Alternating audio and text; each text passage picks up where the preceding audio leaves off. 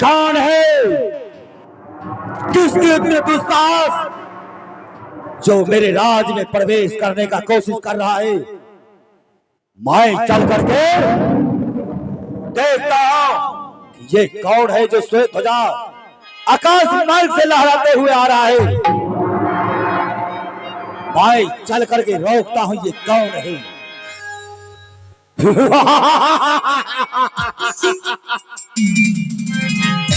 कौन है? कौन हो जो मेरे राज में प्रवेश करने का दुस्साहस किए हो? निरंजन, क्या तुम मुझे नहीं पहचानते हो? भाई तुझे कैसे भूल सकता हूं योगजीत, क्योंकि एक बार तूने सतलोक से मारकर मुझे 36 सहस्त्र योजन शून्य में भेज दिया था। क्या अब यहां से भी मारकर भगाने आए हो? निरंजन, जब तक तूने सतलोक में रहा, सतलोक में भी कुराफात मचाया करता था, जिसके कारण सतपुरुष ने तुझे सतलोक से निकालकर 36 सहस्त्र योजन शून्य में फेंक दिया। उसके बाद तुमने 70 युग तपस्या किया और यह 3 लोक, 14 भुवन और 21 ब्रह्मांड का राज प्राप्त किया। उसके बाद तुमने 64 युग तपस्या किया और पुरुष दयालु से विनय करके तूने यह जीव लिया कि मैं जीवों से भक्ति कराकर पुनः जीव आपको लौटा दूंगा। लेकिन तुमने ऐसा नहीं किया, यहाँ जीवों के साथ अत्याचार करना ही शुरू कर दिया। अपने जाल में फंसाकर अपना ही आहार बनाना शुरू कर दिया। निरंजन, मैं जनमानस के कल्याण हेतु इस संसार में पदार्पण किया हूँ। जनमानस के कल्याण हेतु? लेकिन ये भवसागर में मैं तुझे प्रवेश करने नहीं दूंगा। भवसागर जाने से मुझे कोई नहीं रोक सकता है निरंजन। यह भवसागर में मेरे इजाजत का बगैर एक पत्ता तक नहीं हिलता है और मुझे किसी की इजाजत की आवश्यकता नहीं पड़ता है। फिर तो यह भवसागर जाने से पहले मुझसे युद्ध करना पड़ेगा। अगर युद्ध में विजय हुए तो चले जाना भवसागर, वरना यहां से वापस होना पड़ेगा। निरंजन, मैं तो संत हूं, न मेरे पास कोई अस्त्र है न कोई शस्त्र है। मैं तो खाली निहत्था हूं। आओ, बैजनाथ पासवान कुमारगंज के निवासी है। 21 रुपये से अपना नाम को दर्ज किया। बहुत बहुत साधुवाद। अगर तुझे अपना शक्ति पर इतना गौरव है तो तुम युद्ध कर सकते हो। ठीक है, ऐसा ही होगा, क्योंकि इस 3 लोक 14 भवन में मेरे गदा की प्रहार सहन करने वाला कोई नहीं है और ना तो कोई किया है। इसलिए ये गदा की प्रहार मैं तुम पर करूंगा। अगर बच सकते हो तो बचो। अब मैं गदा की प्रहार करूंगा।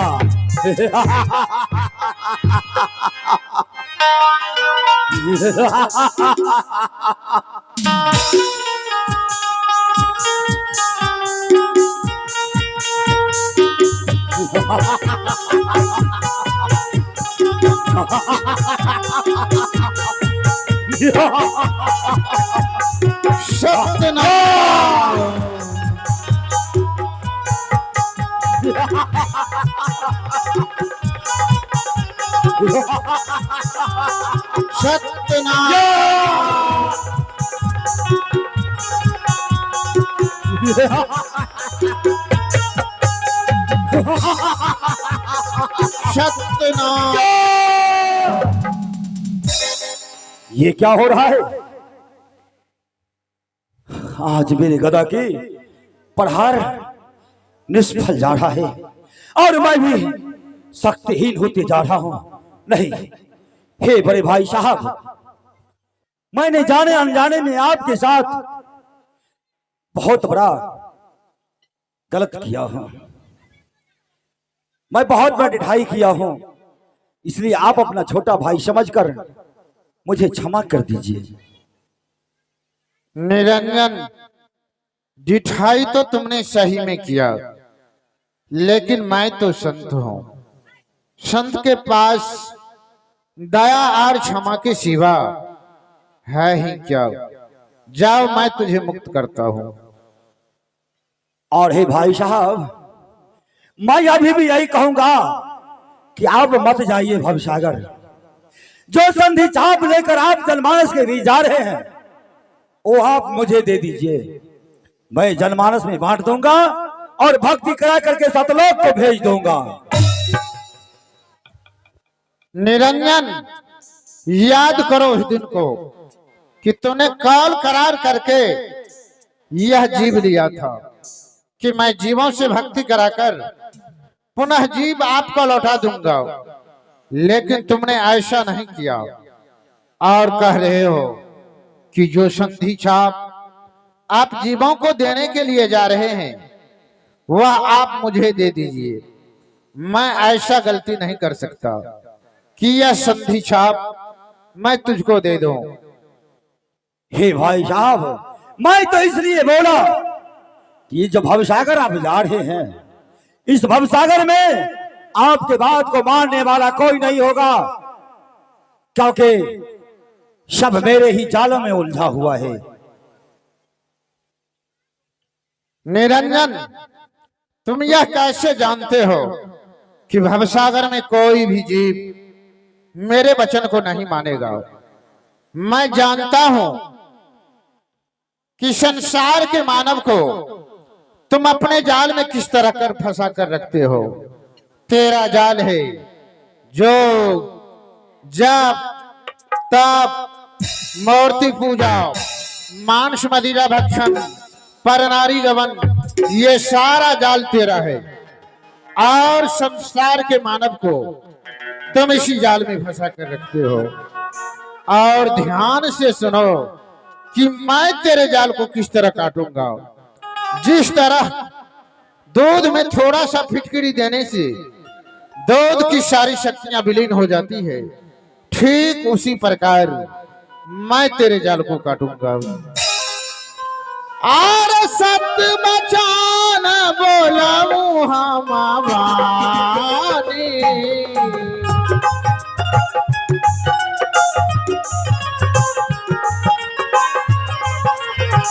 हमरे वचन से उभरे प्राणी।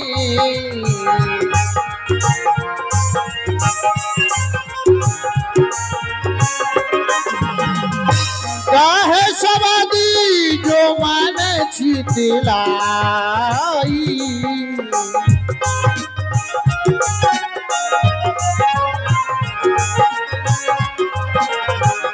वाक निकट काल नहीं जाई।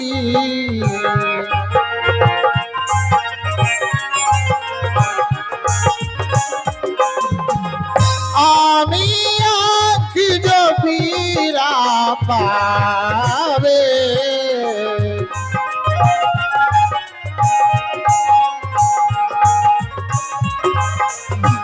तीर्थ हो राता सब ही नशावे।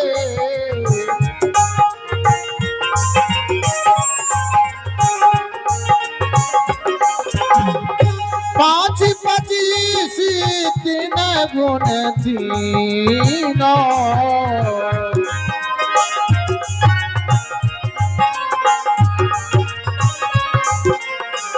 ऐसे शब्द पुरुष मोहित धाम।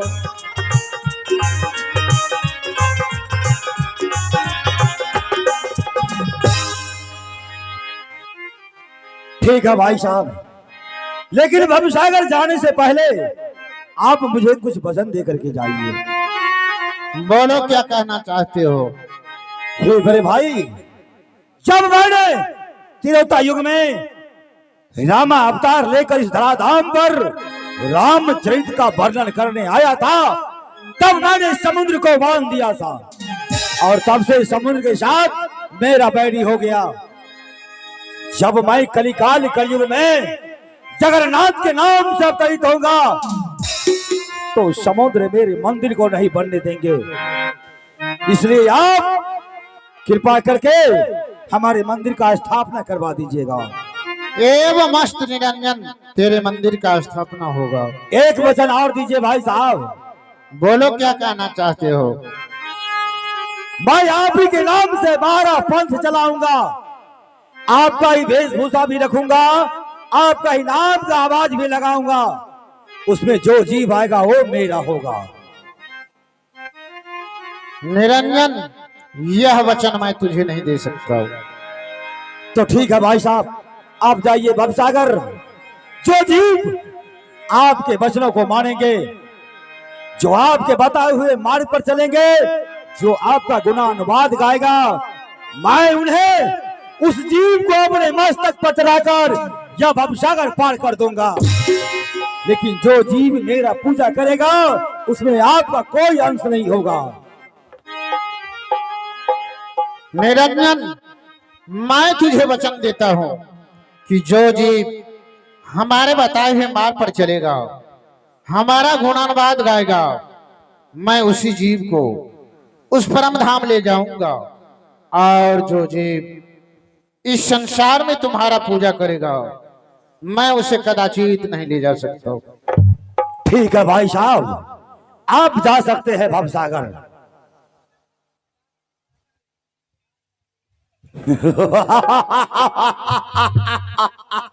एक नाम लेकर क्या नहीं चले हैं, एक नाम का कितना आशा होगा।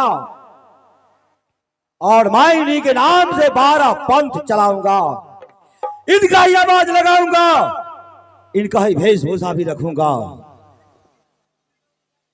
और उसमें तो जीव आएगा वो ही मेरा होगा।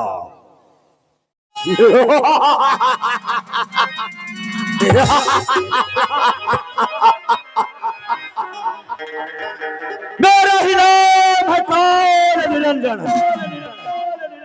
काल पुरुष निरंजन,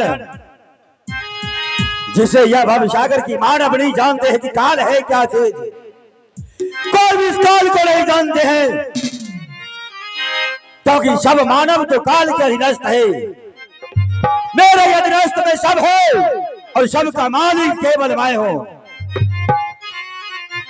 इस जीव पर किसी का अधिकार नहीं है, क्योंकि इस धराधाम पर जब मैं आया तब यह धराधाम पर कुछ भी नहीं था, यानी अंधकार ही अंधकार था। तब मैं यह धराधाम पर प्रवेश किया था। फिर मैं यह भवसागर की रचना करने के लिए कठिन तपस्या का आरंभ किया। मैं जब मैं 70 युग का तपस्या आरंभ किया, आहो युग 70 हमसे बाहों के नाम,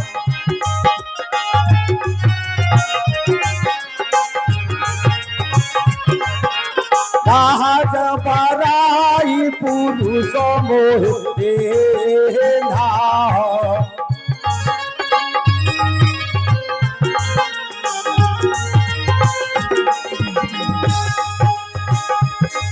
जब मैं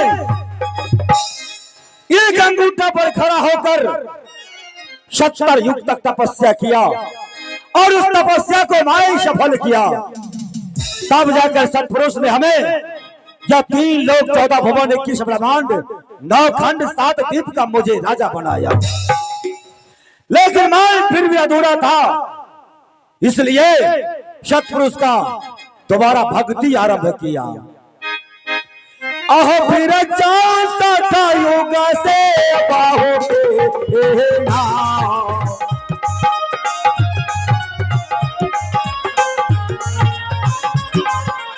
आज चाहो खाना पुरुष मोहे नाम,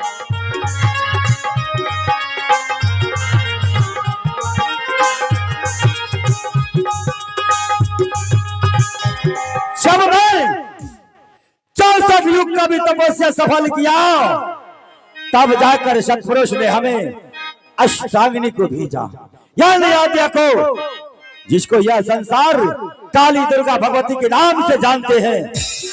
फिर मैंने उनके साथ मिलकर सृष्टि का रचना शुरू किया।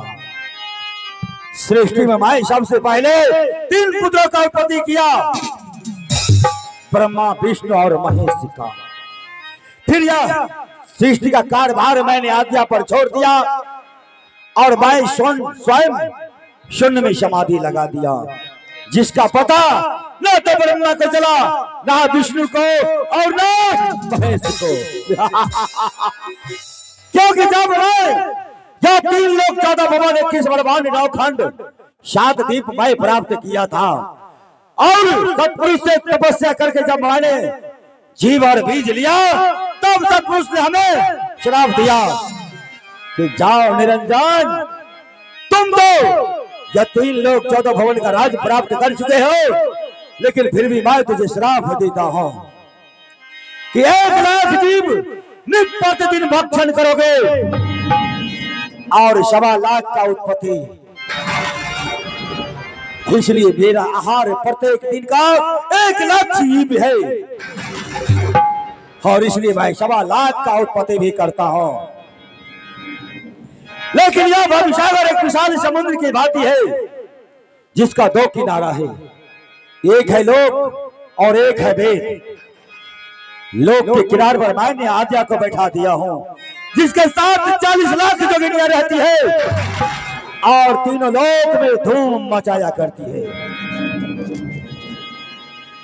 मैं वेद के किनारे पर स्वयं बैठा निरंजन देवता ऐसा मंत्र पढ़ रहा हूं, ऐसा मंत्र पढ़ रहा हूं कि एक भी जीव को अपने पूजा से बाहर नहीं जाने देता हूं, क्योंकि यह भवसागर में मैं अपना अनेक जाल फैला रखा हूं, जिसमें सब जीव उलझा हुआ है और सब मेरा ही पूजा करता है।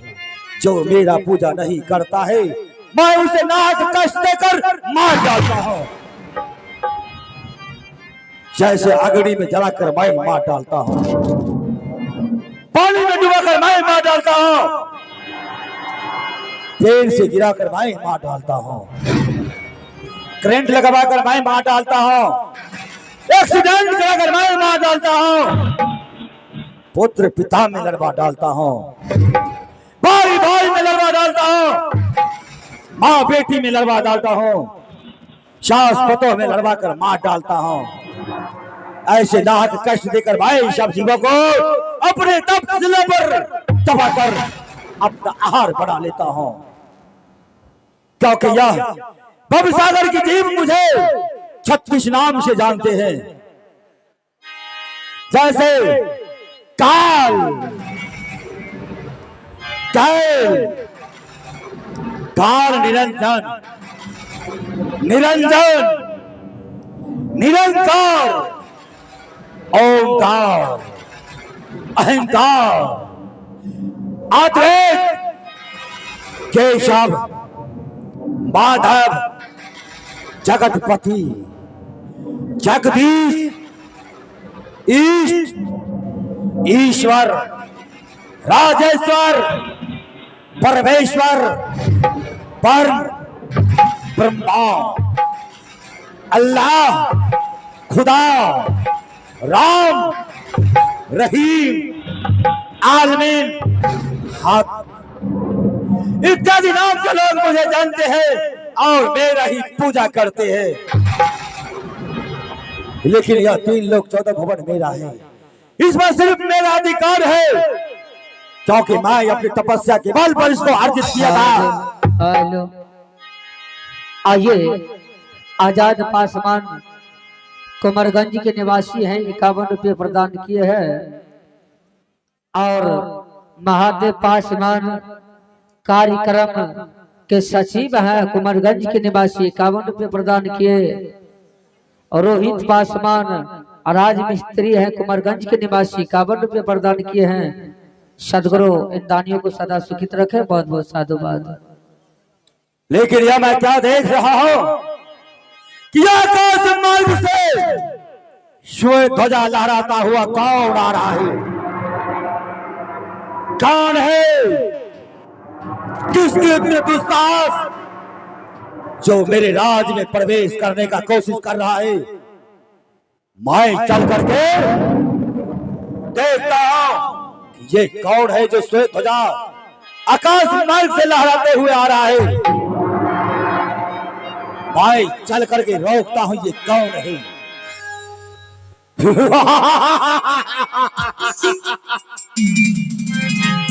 कौन है? कौन हो जो मेरे राज में प्रवेश करने का दुस्साहस किए हो? निरंजन, क्या तुम मुझे नहीं पहचानते हो? भाई तुझे कैसे भूल सकता हूं योगजीत, क्योंकि एक बार तूने सतलोक से मारकर मुझे 36 सहस्त्र योजन शून्य में फेंक दिया था। क्या अब यहां से भी मारकर भगाने आए हो? निरंजन, जब तक तूने सतलोक में रहा, सतलोक में भी कुराघात मचाया करता था, जिसके कारण सतपुरुष ने तुझे सतलोक से निकालकर 36 सहस्त्र योजन शून्य में फेंक दिया। उसके बाद तुमने 70 युग तपस्या किया और यह 3 लोक, 14 भुवन और 21 ब्रह्मांड का राज प्राप्त किया। उसके बाद तुमने 64 युग तपस्या किया और पुरुष दयालु से विनय करके तूने यह जीव लिया कि मैं जीवों से भक्ति कराकर पुनः जीव आपको लौटा दूंगा, लेकिन तुमने ऐसा नहीं किया। यहाँ जीवों के साथ अत्याचार करना ही शुरू कर दिया। अपने जाल में फंसाकर अपना ही आहार बनाना शुरू कर दिया। निरंजन, मैं जनमानस के कल्याण हेतु इस संसार में पदार्पण किया हूँ। जनमानस के कल्याण हेतु लेकिन ये भवसागर में मैं तुझे प्रवेश करने नहीं दूंगा। भवसागर जाने से मुझे कोई नहीं रोक सकता है निरंजन। यह भवसागर में मेरे इजाजत का बगैर एक पत्ता तक नहीं हिलता है, और मुझे किसी की इजाजत की आवश्यकता नहीं पड़ता है। फिर तो यह भवसागर जाने से पहले मुझसे युद्ध करना पड़ेगा। अगर युद्ध में विजय हुए तो चले जाना भवसागर, वरना यहां से वापस होना पड़ेगा। निरंजन, मैं तो संत हूं, न मेरे पास कोई अस्त्र है न कोई शस्त्र है, मैं तो खाली निहत्था हूं। आओ, बैजनाथ पासवान कुमारगंज के निवासी है, 21 रुपये से अपना नाम को दर्ज किया। बहुत बहुत साधुवाद। अगर तुझे अपना शक्ति पर इतना गौरव है तो तुम युद्ध कर सकते हो। ठीक है, ऐसा ही होगा, क्योंकि इस 3 लोक 14 भवन में मेरे गदा की प्रहार सहन करने वाला कोई नहीं है और ना तो कोई किया है। इसलिए ये गदा की प्रहार मैं तुम पर करूंगा। अगर बच सकते हो तो बचो, अब मैं गदा की प्रहार करूंगा।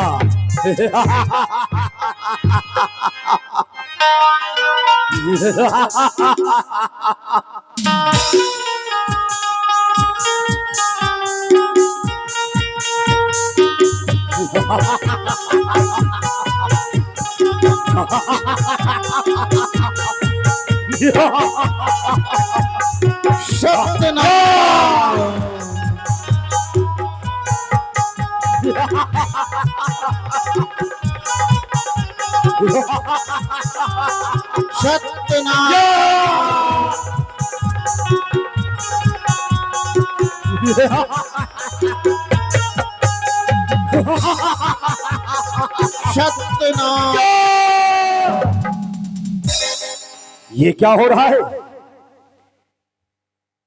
आज मेरे गदा की प्रहार निष्फल जा रहा है और मैं भी शक्तिहीन होते जा रहा हूं। नहीं, हे बड़े भाई साहब, मैंने जाने अनजाने में आपके साथ बहुत बड़ा गलत किया हूं, मैं बहुत बड़ा ढिठाई किया हूं, इसलिए आप अपना छोटा भाई समझकर मुझे क्षमा कर दीजिए। निरंजन, ढिठाई तो तुमने सही में किया, लेकिन मैं तो संत हूं। संत के पास दया और क्षमा के सिवा है ही क्या। जाओ, मैं तुझे मुक्त करता हूं। और हे भाई साहब, मैं अभी भी यही कहूंगा कि आप मत जाइए भवसागर। जो संधि चाप लेकर आप जनमानस के बीच जा रहे हैं वो आप मुझे दे दीजिए, मैं जनमानस में बांट दूंगा और भक्ति करा करके सतलोक को भेज दूंगा। निरंजन, याद करो उस दिन को कि तूने कौल करार करके यह जीव लिया था कि मैं जीवों से भक्ति कराकर पुनः जीव आपको लौटा दूंगा, लेकिन तुमने ऐसा नहीं किया और कह रहे हो कि जो संधि छाप आप जीवों को देने के लिए जा रहे हैं वह आप मुझे दे दीजिए। मैं ऐसा गलती नहीं कर सकता कि यह संधि छाप मैं तुझको दे दूं। हे भाई साहब, मैं तो इसलिए बोला कि जो भवसागर आप जा रहे हैं, इस भवसागर में आपके बात को मानने वाला कोई नहीं होगा, क्योंकि सब मेरे ही जालों में उलझा हुआ है। निरंजन, तुम यह कैसे जानते हो कि भवसागर में कोई भी जीव मेरे वचन को नहीं मानेगा? मैं जानता हूं कि संसार के मानव को तुम अपने जाल में किस तरह कर फंसा कर रखते हो। तेरा जाल है जो जप तप, मूर्ति पूजा, मांस मदिरा भक्षण, परनारी गमन, ये सारा जाल तेरा है और संसार के मानव को तुम इसी जाल में फंसा कर रखते हो। और ध्यान से सुनो कि मैं तेरे जाल को किस तरह काटूंगा। जिस तरह दूध में थोड़ा सा फिटकरी देने से दूध की सारी शक्तियां विलीन हो जाती है, ठीक उसी प्रकार मैं तेरे जाल को काटूंगा। और सत्य बचान बोलाऊं हम वाणी,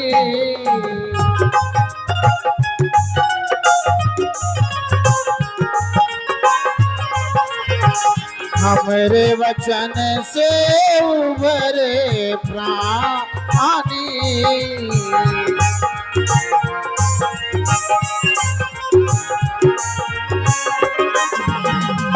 काहे सवादी जो मन छितलाई,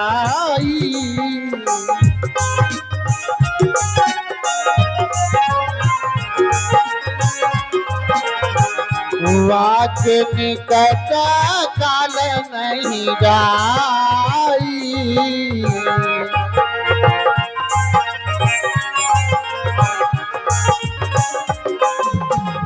आमी आँख जो पीरा पावे,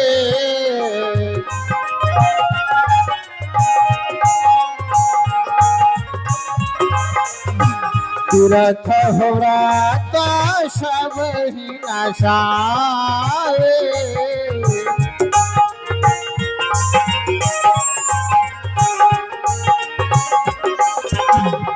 पाँच पच्चीस तीन गुण तीनों,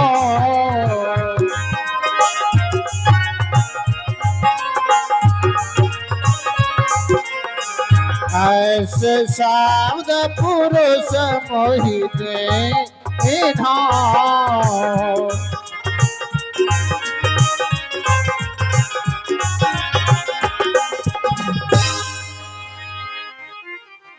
ठीक है भाई साहब, लेकिन भवसागर जाने से पहले आप मुझे कुछ वचन दे करके जाइए। बोलो, क्या कहना चाहते हो? हे बड़े भाई, जब मैंने त्रेता युग में रामा अवतार लेकर इस धराधाम पर रामचरित का वर्णन करने आया था, तब मैंने समुद्र को बांध दिया था और तब से समुद्र के साथ मेरा बैरी हो गया। जब मैं कलिकाल कलयुग में जगन्नाथ के नाम से अवतरित होगा तो समुद्र मेरे मंदिर को नहीं बनने देंगे। इसलिए आप कृपा करके हमारे मंदिर का स्थापना करवा दीजिएगा। एवं मस्त निरंजन, तेरे मंदिर का स्थापना होगा। एक वचन और दीजिए भाई साहब। बोलो क्या कहना चाहते हो? मैं आप ही के नाम से 12 पंथ चलाऊंगा, आपका ही वेशभूषा भी रखूंगा, आपका ही नाम का आवाज भी लगाऊंगा। उसमें जो जीव आएगा वो मेरा होगा। निरंजन, यह वचन मैं तुझे नहीं दे सकता हूं। तो ठीक है भाई साहब, आप जाइए भवसागर। जो जीव आपके वचनों को मानेंगे, जो आपके बताए हुए मार्ग पर चलेंगे, जो आपका गुणानुवाद गाएगा, मैं उन्हें उस जीव को अपने मस्तक पर चढ़ाकर यह भवसागर पार कर दूंगा।